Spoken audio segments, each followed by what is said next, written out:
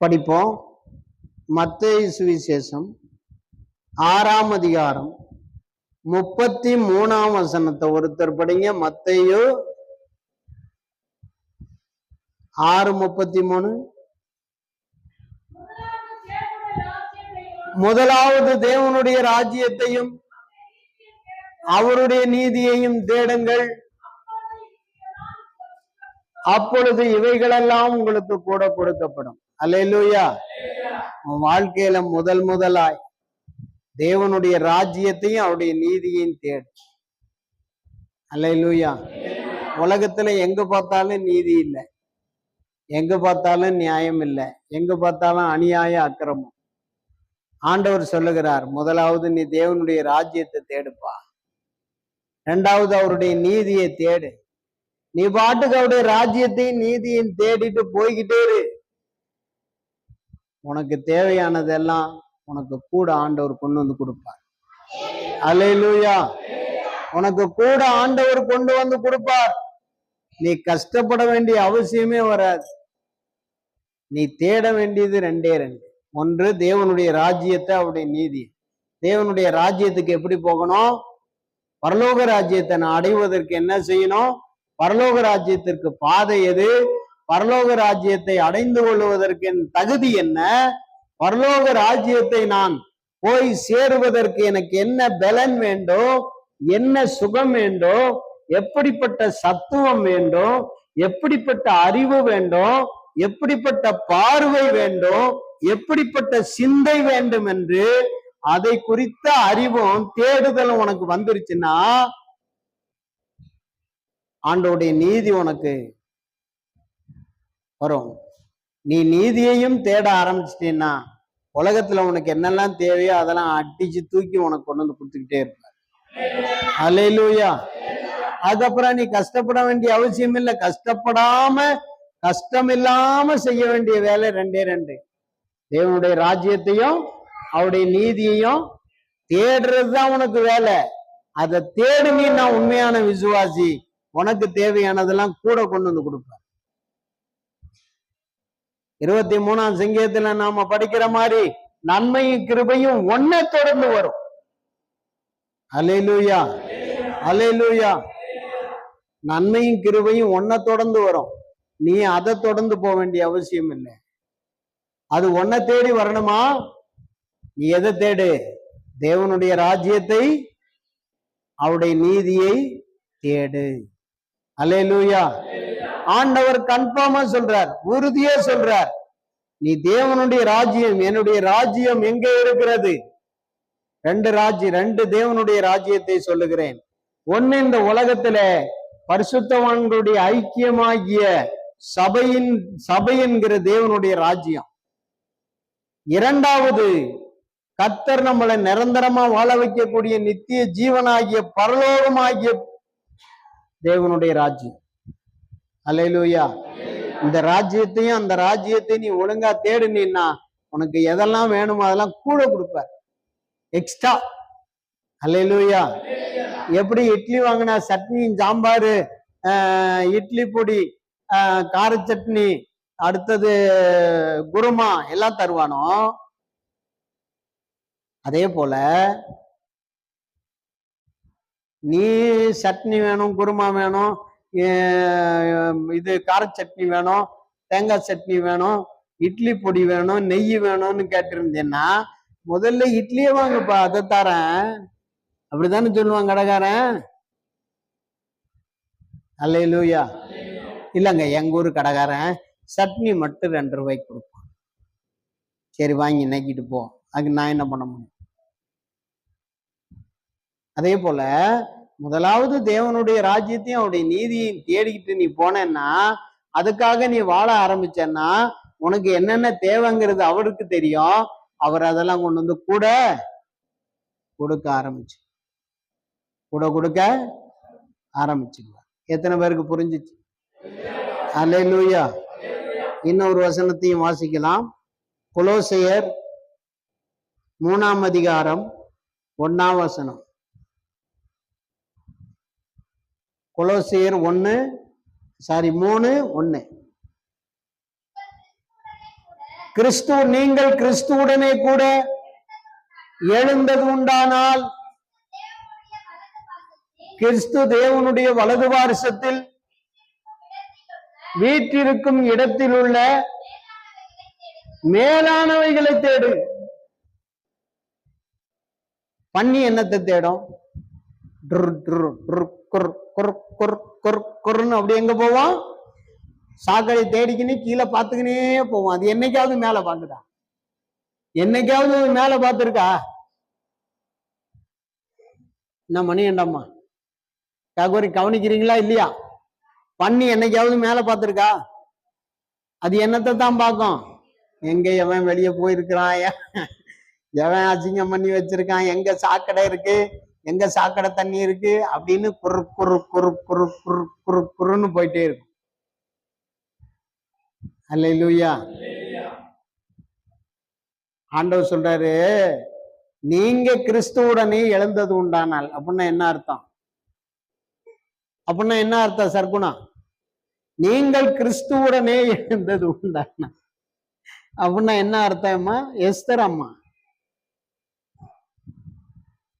என்னமோ ஏஞ்சிக்க சொல்றீங்க, நாங்க ஏஞ்சிக்கணும், நீங்க எல்லாம் ஏஞ்சி போங்கன்னு சொன்னா நாங்க போயிடுவோம். அப்படித்தானே? என்ன அர்த்தம்? நீங்க கிறிஸ்துவுடனே எழுந்தது உண்டானால்னா என்ன அர்த்தம்? கேட்டு கேட்டு காப்பி அடிக்க பேசிக்கிட்டு கூடாது. கிறிஸ்துவுடனே எழுந்தது உண்டானால்னா ஞான ஸ்நானம் பெற்று நாம் கிறிஸ்துவோடு மரித்து கிறிஸ்து மரித்தது போல நாமும் தண்ணீரிலே அடக்கம் பண்ணப்பட்டு மீண்டும் தேவ பிள்ளையாக எழுந்தது உண்டானால், ஞான ஸ்நானம் எடுத்து பாவத்துக்கு செத்து நீதிக்கு பிழைத்தது உண்டானால், அவருடைய வலது பார்சத்திலே இருக்கின்ற மேலானதை தேடு. பண்ணி மாதிரி கீழே உள்ளதை தேடிக்கிட்டு தெரியாது. கீழே உள்ளதெல்லாம் உனக்கு தேவையானதெல்லாம் கிடைக்கும், நீ தேடிக்கின்னு போனா ஒண்ணும் கிடைக்காது. ஆமா, அல்லேலூயா. நீ கிறிஸ்துவுடனே எழுந்தது உண்டானால், நீங்க எழுந்தவங்களா? கிறிஸ்துவுடனே ஞான ஸ்நானம் பெற்று எழுந்தவங்களா? எழுந்தவங்களா? சந்தேகமா இருக்கு.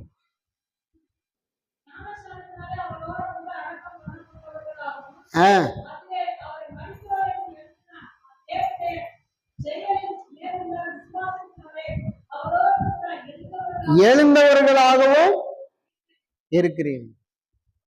நீங்க மரிச்சு அடக்கம் பண்ணப்பட்டு எழும்பிட்டீங்க. ஞான ஸ்நானம் பெற்றவர்கள் எழுந்தவர்கள்.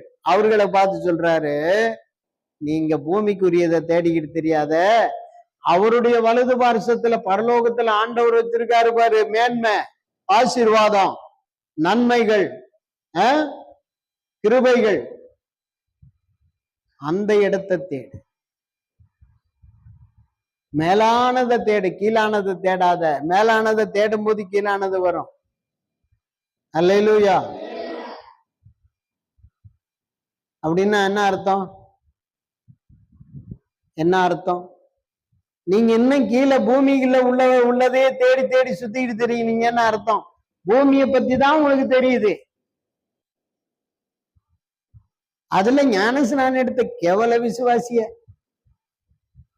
எதுக்கு எடுத்தாலும் ஆசு ஒரு வேலைக்கு விட்டா வேலைக்கு போ, நாங்க ஒரு வீட்டுக்கு ஒருத்தர் சபைக்கு போய் வரோம், அப்படி விட்ட ஆட்களா தான் இன்னைக்கு இருக்கிறீங்க. நாங்க வேலைக்கு போய் நாங்க வீட்டு சபைக்கு போறோம், நாங்க தான் போறோமே, நீ போ, உனக்காக நாங்க சோம் பண்ணிக்கிறோம், உனக்காக நாங்க வேண்டிக்கிறோம், நீ போ, வேலைக்கு போய் சம்பாரிச்சுட்டு போ, கடனை கட்டணும், போய் சம்பாதிச்சுட்டு போ, கடன் வாங்கி வாங்கி கிடக்கு. நான் என்ன சொல்றேன், உன்னை கடன் வாங்க சொன்னதே சாத்தான், கடன் வாங்கி பிழைக்க சொன்னது சாத்தான். கர்த்தர் சொன்னாரு, நீயோ அநேக ஜாதிகளுக்கு கடன் கொடுப்ப, நீயே கடன் வாங்காது இருப்பேன்னு தான் சொன்னாரு. அது வாக்குத்தத்தம், அது பைபிள்ல இருக்கு. அது யாருக்கோ சொன்னாரு, எனக்கு சொல்லல. ஏன்னா நான் டெய்லி கடன் வாங்கிட்டு தான் இருக்கேன். நீ கடன் வாங்கி செத்து போனா கூட நரகத்துக்கு தான் போவேன். ஏன்னா கடன் வாங்கினவன் கடன் கொடுத்தவனுக்கு அடிமை என்ன செய்ய முடியாது. அடிமையை ஆண்டவர் மீட்க மாட்டார். அடிமையை மீட்க மாட்டார் தங்கச்சி, அடிமையை மீட்க மாட்டார். கடன்ல இருந்து டெலிவர் ஆயிடணும், விடுதலையாயிரணும். அல்லேலூயா. ஒரு அம்மா சொல்லுது, நான் கடன் வாங்கி காணிக்க கொடுத்தேன், அதை கட்ட வேணாமா? அல்லேலூயா. உன்னை கடன் வாங்கி காணிக்க கொடு சொன்னார். ஆண்டவர் தான் சொல்லிட்டாரு, உன்னை திரளாய் பெருக பண்ணுவேன்னு. சின்னவன் 1000 சிறியவன் பலத்த ஜாதியுமாவான்னு தான் சொன்னாரே தவிர கடன் வாங்கி நாசமா போவாய் நீ என்னைக்குமே சொல்லலையே வாக்குத்தத்தத்துல. நான் என்ன சொல்றேன், புது வருஷத்துல எல்லாரும் வாக்குத்தத்த வசனம் வேணும், எல்லாரும் இந்த அட்டையை வாங்கி இதுல போடுங்க. சரி, நான் அட்டையை போடக்கூடாதுன்னு அதுல ஒரு சாக்கிலேட்டும் பின்னி போட்டேன். எல்லாம் வாங்கி சாப்பிட்டு போட்டோம், இனிப்பா இருக்கட்டும். எல்லாம் வாக்குத்தத்தையும் எடுத்தல்ல நீ எடுத்தியா? எந்திரி. உனக்கு என்ன வாக்குத்தத்தம் கொடுத்தாரு பாராம சொல்லு. மண்டையில இல்ல, சரக்குல இல்ல, அதான் நானும் இல்லைன்னு தான் சொல்றேன்.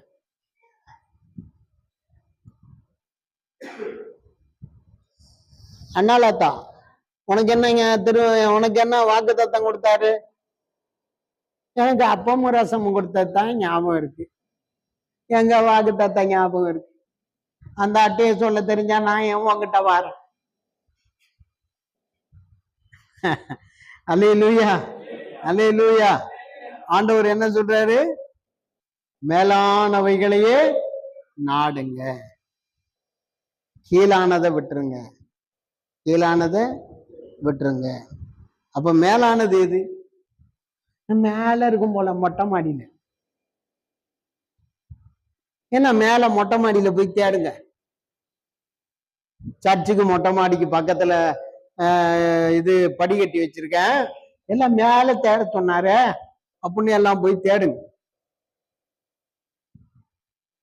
அல்லேலூயா, அல்லேலூயா. நீ மேலானதை நாடினால், தேடினால் நீ கண்டுபிடிப்பது பெருசு.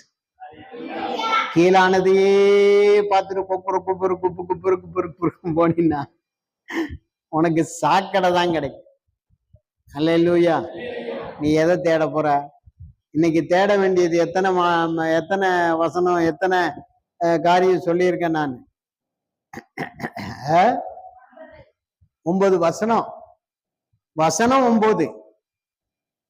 எத்தனை காரியம் சொல்லியிருக்கேன்? முதல் வசனத்திலேயே 3 விஷயம் சொல்லியிருக்கேன். எதை நாடணும்? மகிமையையும் கனத்தையும் அழியாமையையும் நாடணும். 2வது வசனத்துல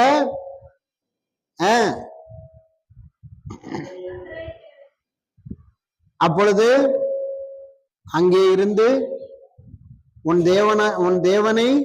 தேவனாகிய கர்த்தரை தேடுவாய். அப்பொழுது உன் முழு இருதயத்தோடும், இந்த வசனம் உபாகமம் 4:29. அப்பொழுது அங்கே இருந்து உன் தேவனாகிய கர்த்தரை தேடுவாய், உன் முழு இருதயத்தோடும் முழு ஆத்மாவோடும் தேடும்போது கண்டடைவாய். அப்ப யாரை தேடணும்? கர்த்தரை தேட வேண்டும். எத்தனை விஷயம் ஆச்சு? 4. அடுத்தது 1 நாளாகமும் 16:11 என்ன படிச்சோம்? அவர் சமூகத்தை தேடுங்கள்னு பார்த்தோம். தேடுங்கள் என்று பார்த்தோம். இப்ப எத்தனாச்சு? 5. அடுத்தது செவையான வழியை தேடுங்கள் என்று பார்த்தோம். எத்தனாச்சு? 6. அடுத்தது ஏசாயா 1:17 என்ன படிச்சோம்? நியாயத்தை தேடுங்கள். எத்தனாச்சு? 7. அடுத்தது சத்தியத்தை தேடுங்கள். 8. அடுத்தது தீமையை தேடாமல் நன்மையே தேடுங்கள். அடுத்தது தேவனுடைய ராஜ்யத்தை தேடுங்கள், அவருடைய நீதியை தேடுங்கள். எத்தனாச்சு? அதான் குழப்பி குழப்பி கணக்கு போட்டாக்க இப்படித்தான் இருக்கும். கம்ப்யூட்டருக்கு முன்னால போய் உட்கார்றதுக்கு எல்லாம் ஒரு அளவும் தெரியாது.